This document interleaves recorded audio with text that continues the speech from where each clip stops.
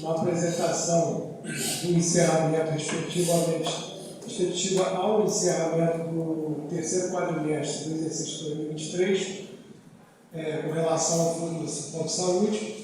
Peço desculpa aqui por conta do adiantado da hora, por conta das algumas intercorrências que teve aqui na casa, a gente vai ter que dar uma acelerada aqui. E também não é nosso objetivo aqui estar esmiuçando ponto a ponto, até para a gente não ser maçante, né? Porque para todos que estão nos assistindo agora, ou porventura vão vir a nos assistir aqui posteriormente em rede social, a gente procura estar colocando, falando mais a respeito daquilo que são pontos de mais interesse. A gente está aqui em cumprimento à legislação vigente, que manda que seja feita essa audiência pública, e essa legislação manda que ela seja feita na Casa de Leis do município. Então, a gente vai aqui tentar brevemente falar um pouco a respeito aqui das ações da saúde do exercício, no último quadrimestre do exercício 23. Aqui, dentro da atenção básica, que a gente às vezes fala assim, a atenção básica ela acaba sendo o carro-chefe da saúde em Cantagalo. O carro-chefe no sentido do seguinte, porque o município do nosso porte, ele tem que primar e investir todo o seu potencial, não todo o seu potencial, mas a maior parte do seu potencial, numa atenção básica eficiente, eficaz e de melhor qualidade possível, para que a gente possa minimizar futuros problemas. Ou seja, se você trabalha bem a atenção básica, as outras esferas do sistema de saúde elas são menos sobrecarregadas. Porque se a atenção básica procura evitar que você adoeça, ou que, caso adoeça, que você não evolua para uma forma mais grave daquela doença que você tem, você vai automaticamente desafogar os serviços de maior complexidade que são referências, né, para essas doenças no futuro. Então aqui a gente tem várias consultas de várias especialidades que foram executadas nesse último quadrimestre dentro da atenção primária em saúde. A nossa atenção primária de saúde está 100% pautada na estratégia de saúde da família.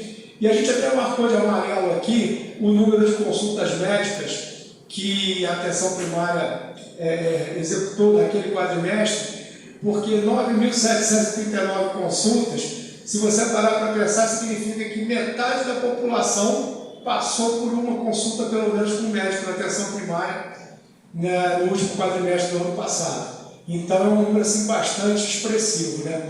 E aqui a gente tem todas as nossas especialidades,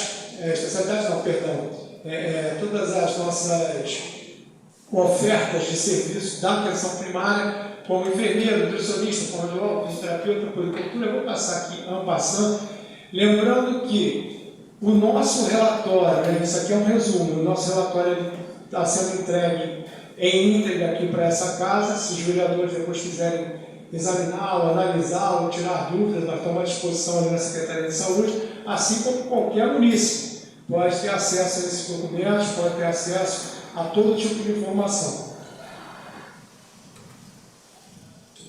Aqui são outros tipos de atendimentos de situações específicas da atenção primária, porque existem determinadas doenças que elas são assim, os alvos que são mais visados pela atenção primária em saúde.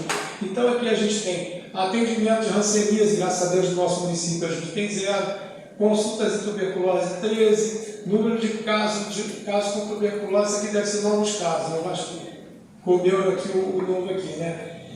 Visita domiciliar de médico e tal, e por aí vai. Todas as nossas ações aqui do quadrimestre estão discriminadas aqui nessa planilhazinha. Pode passar. Atendimento odontológico, aí você tem o número de atendimentos, o número de procedimentos. Interessante que a gente, às vezes, você olha o número de atendimento, ele é 1/3 do número de procedimentos. É porque, normalmente, o odontólogo, quando atende o cidadão, ele procura fazer mais de um procedimento nele por vez para que renda mais naquele serviço. Já que o cidadão está lá, o cidadão foi anestesiado, está sentado na cadeira dele, se você tem condição de fazer 3 procedimentos, você faz 3 procedimentos e por aí em diante. Então, nós temos aqui sala de espera dentro da odontologia, onde você faz orientações a respeito de combate ao tabagismo, a respeito de orientações sobre a amamentação, prevenção de câncer de boca, entrega de escova de dente, né, para principalmente crianças em idade escolar, escovação com fluoretação, programa saúde nas escolas com palestras sobre higiene oral. Então, tudo isso aqui que está aqui são ações desenvolvidas pelas equipes de saúde bucal da Estratégia de Saúde da Família.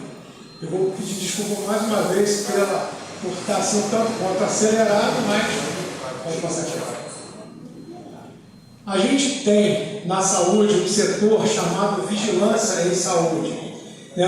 Todo mundo às vezes fala assim, tem um prédio ali que é o prédio da vigilância, a vigilância, né? Então o que é vigilância em saúde? A vigilância em saúde é um setor que, na verdade, a vigilância em saúde engloba 3 vigilâncias, 3 serviços, que é a vigilância sanitária, que tem por objetivo fiscalizar e normatizar a atuação dentro do município de todo e qualquer estabelecimento que exerça funções que podem afetar na saúde, seja desde estabelecimentos de saúde, até mesmo privados, até restaurantes, açougues, farmácias, comércios que de alguma forma, estabelecimentos comerciais que de alguma forma a sua atividade diária possam afetar nas condições de saúde. Então é um papel da vigilância sanitária que faz parte da vigilância em saúde.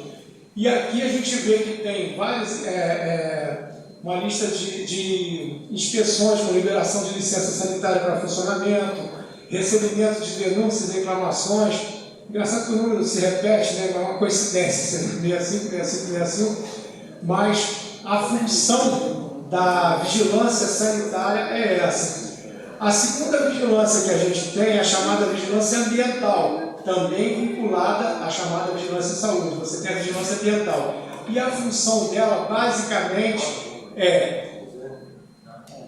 eu vou até aqui abrir um parênteses, que o trabalho da vigilância ambiental ele é muito consonante com o trabalho desenvolvido pela Secretaria de Meio Ambiente. Mas, no nosso caso, o nosso foco, né, dentro da vigilância em saúde não é o de preservação do meio ambiente simplesmente. São as condições ambientais que podem influenciar nas condições de saúde.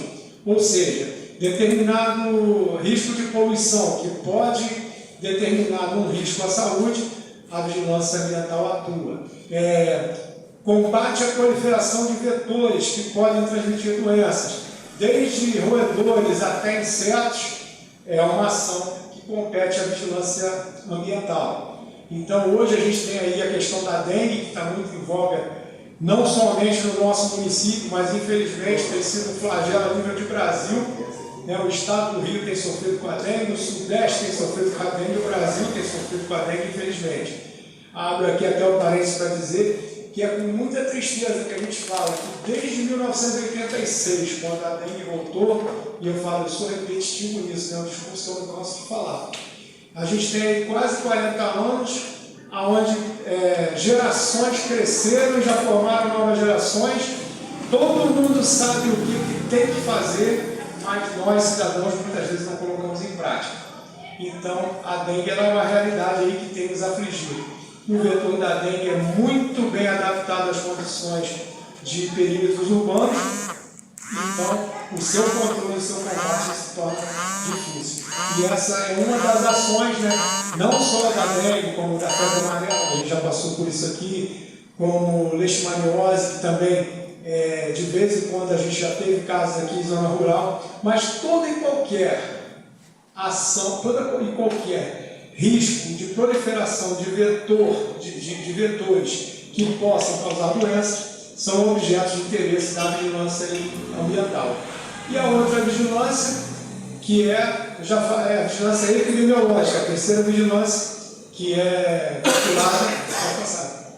vinculada à vigilância de saúde. A função da vigilância epidemiológica é uma função de tabular os dados do máximo, de quase todas as doenças que são de nosso interesse, que a gente trabalha, como quantos casos a gente teve disso e daquilo, da doença X, da doença Y, para que, de acordo com o número, a incidência, a localidade onde aquilo está acontecendo, ela possa nortear as nossas ações. Vou dar um exemplo aqui, que está muito fresco na nossa cabeça por conta do que a gente está passando agora.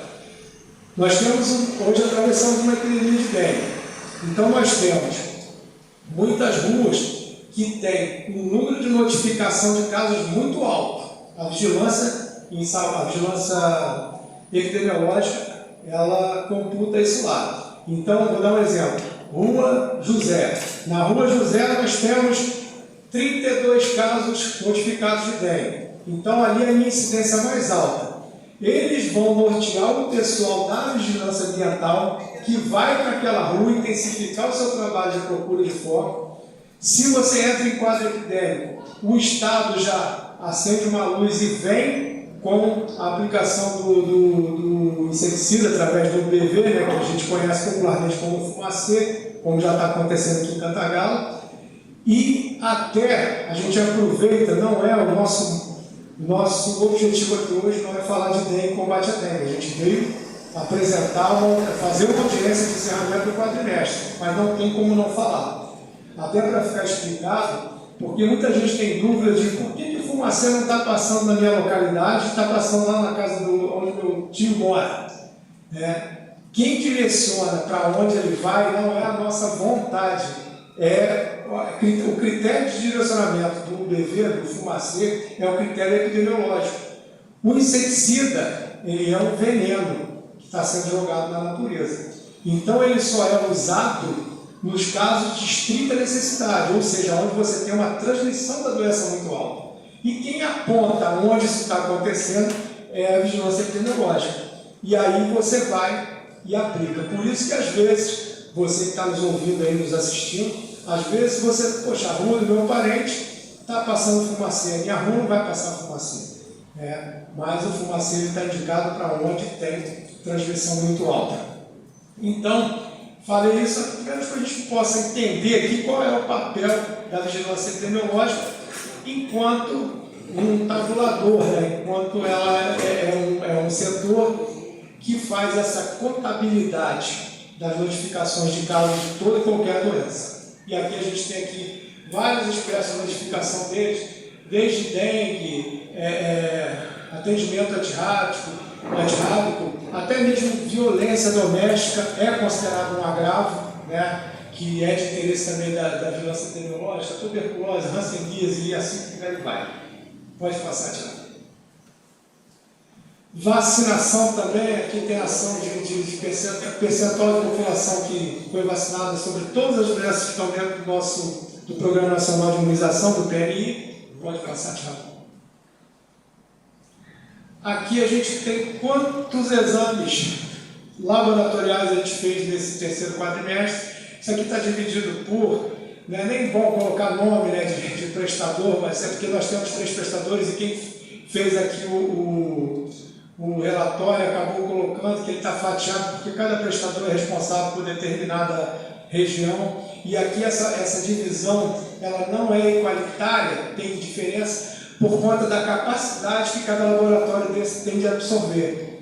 Porque o interesse deles é lógico, a emissão da iniciativa privada, quanto mais fizer para ele, melhor. Mas um tem maior capacidade de absorção, o outro tem menor, de modo que nós tivemos aí, foram 15 mil com mais 19, em torno de 45 mil mais ou menos exames de análise clínica, exames laboratoriais de análise clínica, que foram realizados no último quadrimestre.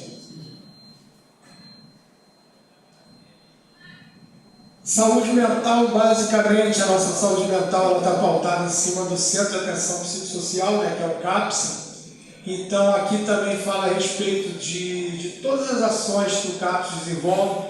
Lembrando que o CAPS ele é pautado dentro das normativas que o Ministério da Saúde tem traçado já há alguns anos com respeito à saúde mental, aonde se promove aquilo que é chamado de desinstitucionalização do paciente com transtornos psiquiátricos ou transtornos de sofrimento, aonde se procura internar cada vez menos e tenta se dar autonomia a esses cidadãos para que eles consigam viver dentro da sociedade, respeitando suas limitações. Importante que um dos trabalhos que o CAPS faz é tentar sensibilizar a população de entender essas diferenças, né? Porque hoje muito se fala em acolhimento e aceitar diferenças, e quando você fala em portadores de transtornos psiquiátricos ou de sofrimento, a gente lidar com essas pessoas significa entender diferenças, compreender, respeitar e acolher.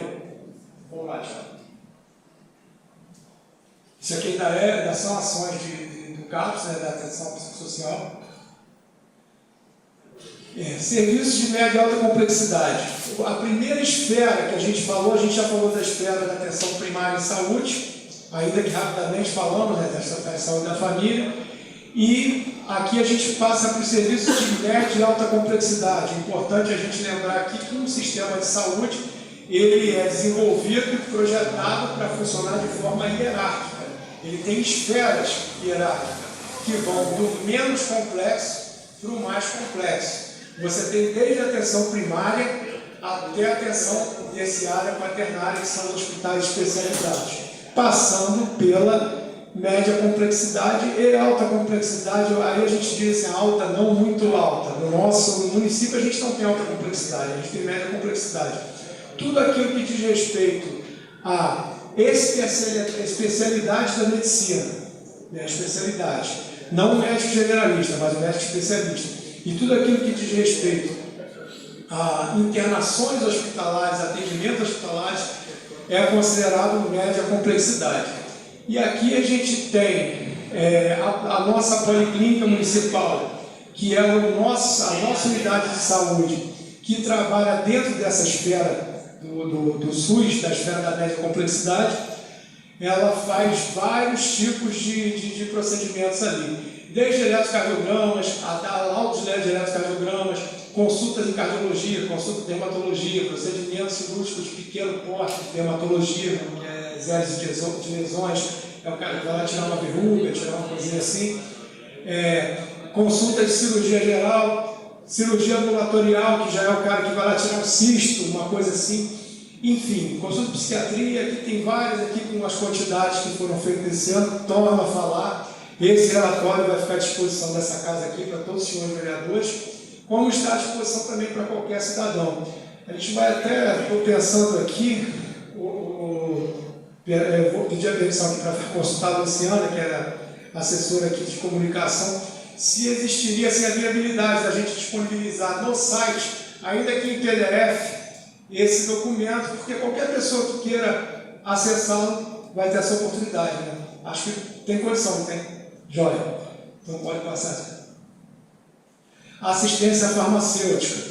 Nós temos uma farmácia municipal, onde a gente assiste a 100% da população, e aí é importante a gente salientar uma coisa aqui. Por lei, pelas normativas do Ministério da Saúde, o município, todo município do Brasil, ele é obrigado a ter uma relação de medicamentos que compõe uma cesta mínima de medicamentos que ele tem que ter para a sua chamada farmácia básica. Essa relação ela se chama REMUME. A REMUME é a Relação Municipal de Medicamentos Essenciais. Nós somos obrigados, por lei até ali, a ter essa relação. Ela é construída não de qualquer maneira, você tem que formar uma comissão, que no caso se chama Comissão de Farmácia Terapêutica.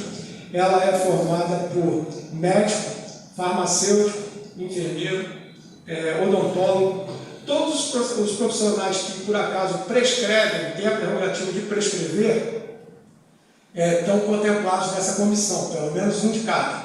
A gente procura ter médicos de mais de uma especialidade, tipo um pediatra, um neurologista, assim, para que você tenha assim, uma comissão mais diversa possível, para que você possa, dentro de tudo que se existe a nível de terapêutica medicamentosa, você oferecer opções que possa garantir o cuidado e atenção farmacêutica aos cidadãos.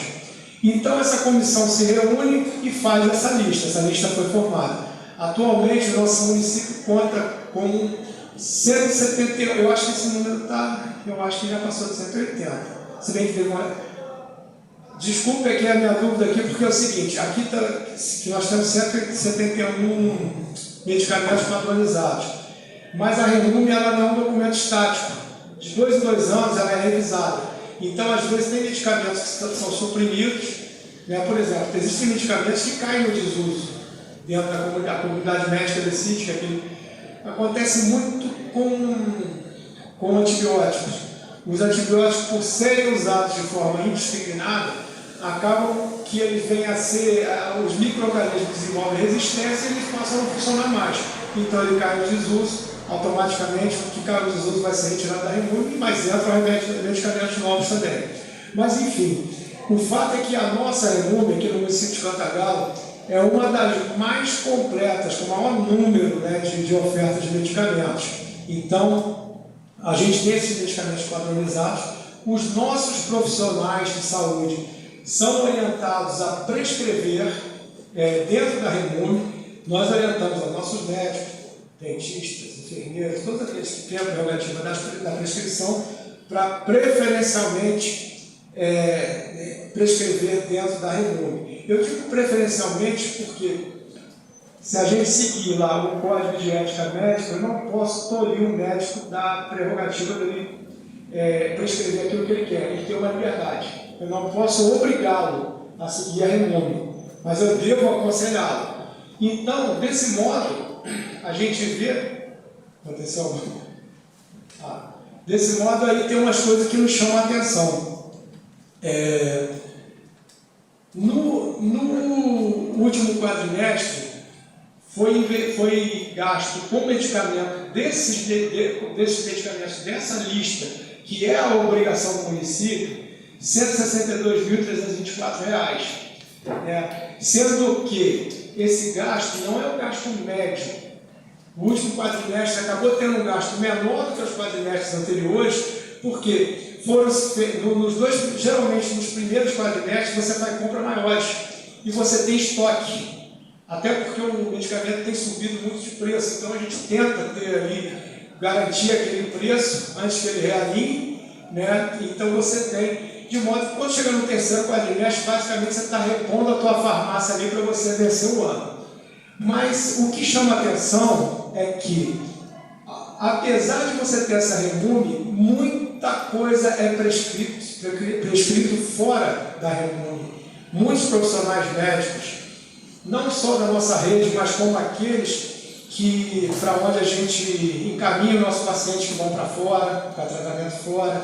Muita gente que vai na clínica privada e acaba transcrevendo o medicamento que ele toma dentro da rede pública. Então, isso gera a prescrição de medicamentos que não estão na REMUME, né? E que esses medicamentos, os que são da REMUME, são obrigação do município. Essa é a teoria da atenção farmacêutica. Existe uma coisa chamada componente farmacêutico excepcional, que esse é obrigação do Estado. São remédios para determinadas doenças que o Estado dá. E existe o chamado componente estratégico, que é a obrigação do Ministério da Saúde, que são medicamentos mais específicos. Geralmente é o medicamento para câncer, para HIV/AIDS, para tuberculose. Essa é a obrigação do Ministério da Saúde. Então, está muito definida, essas competências, né, estão muito definidas entre os três entes. Porém, esses medicamentos que são prescritos, que não estão em uma dessas três listas, que a gente às vezes brinca e fala, é a zona cinzenta da atenção farmacêutica, que não é claramente responsabilidade de ninguém, é o medicamento que gera as demandas judiciais, que é o cidadão chega e fala, olha, eu estou com a prescrição aqui. Aí você fala, pô, mas isso aqui não é da REMUME. O Estado dá isso? Não, o Estado também não dá isso. E o Ministério da Saúde? Não, também não dá. Então eu vou na Defensoria. E a Defensoria, lógico, ela vai ingressar com uma ação e a via de regra, para a gente simplificar mais ou menos assim. Quando isso chega em juízo, o juízo entende o seguinte, olha, a legislação diz que a saúde é o direito de todos, o dever do Estado. Então, você tem que tomar esse remédio, o seu direito tem que ser garantido. então o Estado vai ser acionado. O Estado de direito mais próximo é o município. Então o município sofre com uma demanda de ações judiciais para ter um medicamento, não é porque falte medicamento nem que você não queira comprar. São esses medicamentos que não são da competência de nenhum dos três entes. Então, esse número aqui está ruim de comparar, porque o valor quadrimestral do medicamento judicial geralmente é um valor que no futuro é já. Então, o Thiago é o nosso tesoureiro, então é mais ou menos nessa média aí. Já o da atenção básica flutua. Mas o que a gente percebe é que quando você faz o somatório de um ano todo, primeiro você acabava gastando muito mais com a atenção básica do que com a judicial, que é o natural, né?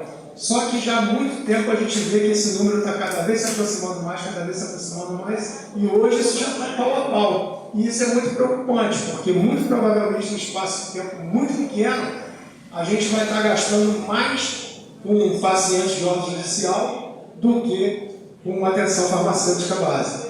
E aí, só para vocês terem uma ideia, esse valor de R$ 330.400 hoje é para atender 282 pessoas apenas.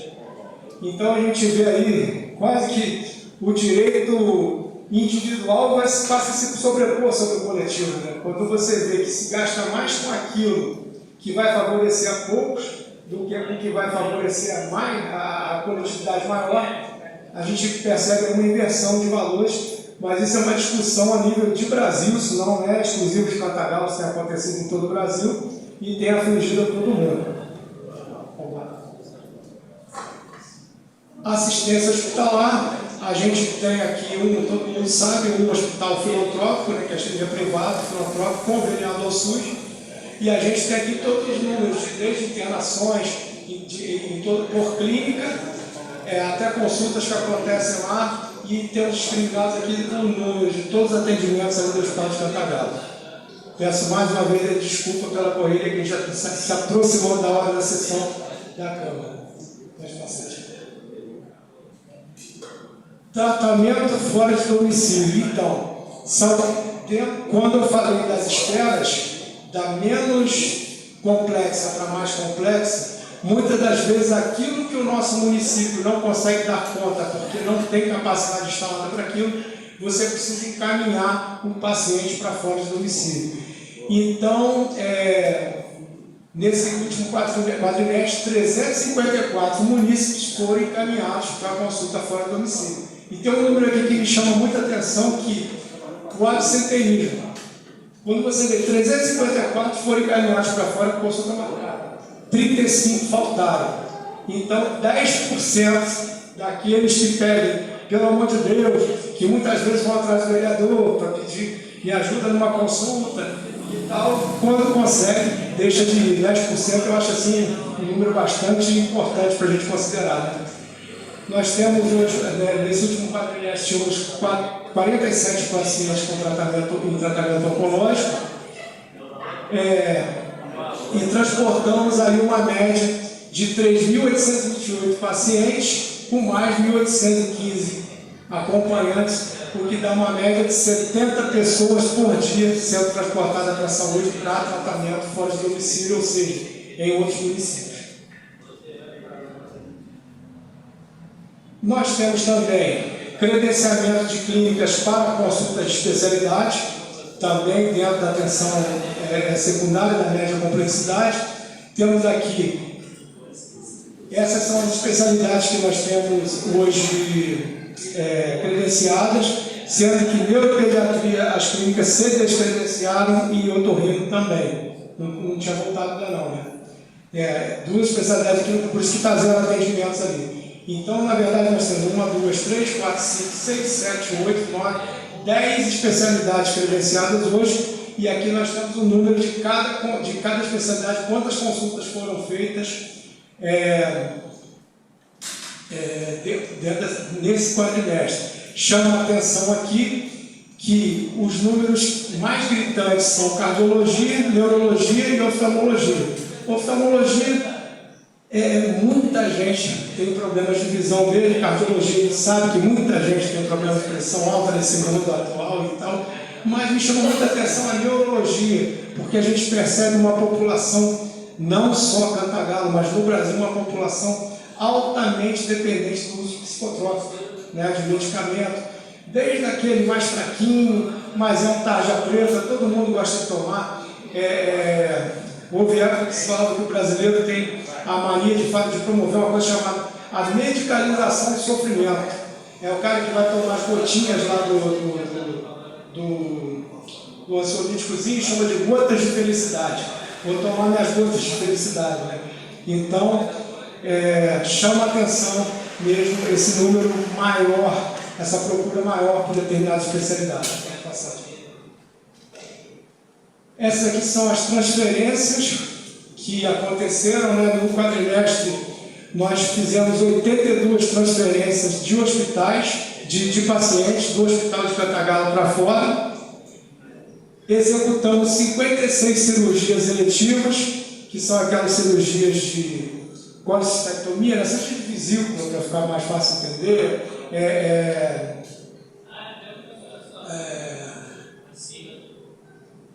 Me fugiu aqui agora. As herniorrafias, a hernioplastia, que são cirurgias de hérnia, as esterectomias, essas cirurgias estão todas nesse grupo aqui, dessas 56 que foram realizadas, essas aqui no Hospital de Cantagalo. Esses aqui são os exames de imagem, alta complexidade, chama a atenção o número de ultrassom também, que é bastante grande, e a gente, apesar de você ter um número de ultrassom realizado grande, você tem também uma procura que é bastante exacerbada, mas a evolução da medicina acaba culminando nisso. Hoje, né, você não tem mais muito aquela coisa da medicina por evidência, você tem mais uma medicina muito pautada no apoio diagnóstico de imagem. Então, antigamente, aqueles exames que eram coisa do outro mundo, eles se tornaram corriqueiros. Então, é muito comum a demanda por esses exames de maior complexidade, como ultrassom, ressonância magnética, tomografia, e a gente tem aí o número que a gente realizou de cada um deles. Esses são os atendimentos pré-hospitalares, né, que é pelo SAMU, que é o Serviço de Atendimento Móvel às Urgências, que atenderam 128 pessoas em casa, 73 pessoas em via pública, né, na rua, atenderam 7 pessoas nas unidades de saúde da família, foram chamados pelo próprio PSF, e fizeram bastante capacitação também, né? Lembrando que a nossa central de regulação do SAMU regional serrano, ela se localiza em Petrópolis, e todo e qualquer treinamento e capacitação dessas equipes, que elas são constantemente recicladas e treinadas, acontece em Petrópolis. Esse quadro aqui, ele está dividido, cada nome desse aqui é o que se chama de endossamento de programa de trabalho. E aí os valores que foram empenhados, né? Empenhado não significa necessariamente que já foi gasto, mas já foi empenhado naquele orçamento. Então, as obrigações patronais do Fundo Municipal de Saúde foi R$1.102 e qualquer coisa, que eu estou aqui, não consigo dizer lá, Esse programa, otimizar e ampliar o atendimento ambulatorial e hospitalar no município. É tudo que diz respeito à atenção de média complexidade, que a gente falou, atenção secundária. São as especialidades, são as questões de internação hospitalar, tudo que diz respeito ao hospital e isso. Foram R$5.107.000, manutenção da estratégia de saúde da família, né, que a nossa atenção primária foi R$3.158, manutenção e operacionalização do Fundo Municipal de Saúde, R$3.622.000, manutenção e operacionalização do Conselho Municipal de Saúde. O Conselho Municipal de Saúde ele gasta pouco, né? Foi no quadrimestre 6.353. Importante a gente ressaltar aqui, não para que a gente esteja assim ufanando aqui dessa situação, mas é difícil você ver um município que tem um programa de trabalho aberto para manutenção do Conselho de Saúde. Aqui que a gente está numa casa legislativa que é conformada por representantes da população, o Conselho de Saúde seria assim uma espécie de um par dos senhores vereadores, a nível de fiscalização dos atos da saúde, né, onde a mobilização social se faz presente, são eleitos democraticamente em conferência de saúde, e o conselho ele é financiado pela própria Secretaria de Saúde, né, mas ele tem toda é autonomia de decisões, ele anda com suas pernas e manda conta para a saúde. E a saúde tem que... Mas eu estou só falando isso porque é comum você ver notícias de que existem lugares onde o Conselho não tem determinado, dentro do orçamento da Unidade Orçamentária Fundo Municipal de Saúde, um programa de trabalho específico para ele. Manutenção e profissionalização do CAPS, né, que é o Centro de Atenção Psicossocial, 244.548, ações de vigilância sanitária, ambiental e epidemiológica, 234 mil, manutenção e operação da farmácia básica, que é a farmácia municipal, 577.898, que basicamente vai dar o somatório daqueles medicamentos da ordem judicial mais aqueles da Remova. Os investimentos, no caso, é que aqui é custeio. Aqui são aquilo que você faz para que você custeie as ações dele. E aqui é aquilo que você compra de bem permanente. Foi 17.654. Manutenção do fundo é junto com essa aqui. 14.056.000, porque aqui entra folha de pessoal, entra tudo isso aqui. E a parcial, né, dos principais gastos que foram empenhados nesse período, então, forma a monta de R$ 28.128.228,17. Eu peço mais uma vez desculpa pela aceleração. A gente ainda conseguiu terminar com 2 minutos aí para que tenha folga para iniciar a sessão ordinária da Câmara aqui, né? Eu queria agradecer aqui a audiência de todos os vereadores que estão aqui presentes, agradecer aí a todos vocês que porventura vão nos assistir aí posteriormente nas redes sociais e mais uma vez colocá-los ali na Secretaria de Saúde à disposição para dirimir dúvidas de quem quer que seja, desde dos vereadores do município ou qualquer município que tenha alguma dúvida. No mais, queria mais uma vez agradecer a todos da nossa equipe que estão presentes aqui hoje, fazer aqui um agradecimento em especial a todo mundo que luta, né, na ponta da nossa equipe de saúde. Hoje, Cantagalo ele ocupa uma posição aí de destaque, né, no ranking da atenção primária em saúde do Estado do Rio de Janeiro e até mesmo de Brasil. Inclusive, teve agora, na semana passada, uma série de reuniões em Brasília, onde foram selecionados 10 municípios do Brasil para participar da construção de uma metodologia de avaliação da atenção primária em saúde, e nesses 10 do Brasil, o Cantagalo estava presente ali. Então, o Cantagalo tem, nesse fórum de discussão que foi aberto lá e ele continua, agora ele vai ter novas reuniões, o Cantagalo tem um assento hoje, né? Isso é motivo de orgulho para a gente. E isso se deve principalmente em parte da dedicação de todos os servidores nossos, né? Desde o pessoal que trabalha ali na gestão, até principalmente quem está ali na ponta, que faz a coisa acontecer, né, lá com os munícipes. Então, muito obrigado a todo servidor, colega do meu servidor, mais uma vez obrigado aos senhores vereadores que nos acolheram aqui nessa casa, e uma boa noite aí, Deus nos abençoe.